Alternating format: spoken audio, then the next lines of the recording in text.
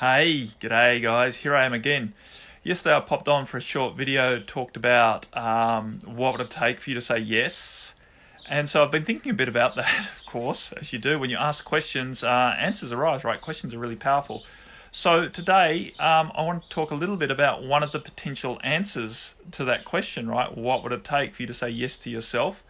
Hey, Sister Jen.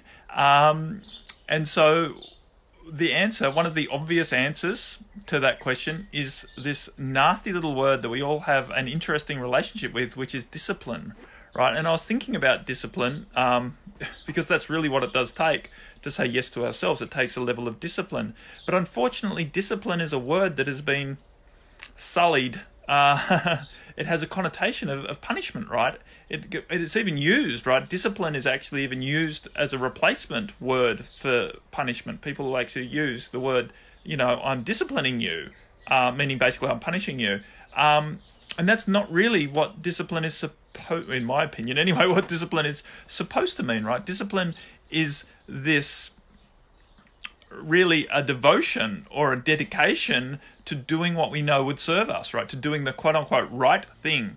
And as opposed to, this idea of having enforced discipline put over us by an authority, which punishes us if we don't do their version of the right thing, and they call that disciplining us, right, which is basically indoctrinating us with fear to keep doing the thing that they want us to do, whether that's happened, in our childhood, in school and in society in general, right? The law and order establishment uses this idea of punishment to enforce this discipline. I'm not really talking about that when I talk about, what would it take for us to say yes to ourselves. I'm talking about a loving discipline that comes through a devotion or a dedication to ourselves that enables us to step past the resistance that's stopping us doing the thing that we need to do, that's stopping us from saying yes to ourselves. Hey, Sister Chris.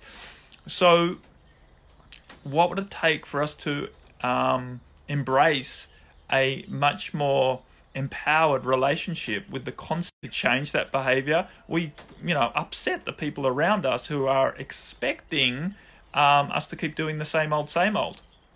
It's not that they don't want us to choose to do what serves us. It's just that they're used to us sacrificing ourselves, and thus any change is uncomfortable to them.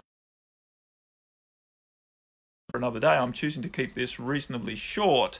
But today, the point of contemplation for you is to understand why you have so much trouble in saying yes to yourself, and what is it going to take for you to find that level of self-discipline from a loving space, from a space of, devotion and dedication to yourself and your own happiness, to start stepping through the resistance to saying yes and to actually doing the do, right? To actually taking the action steps that are aligned with you saying yes to your own dreams, to your own happiness from a space of love.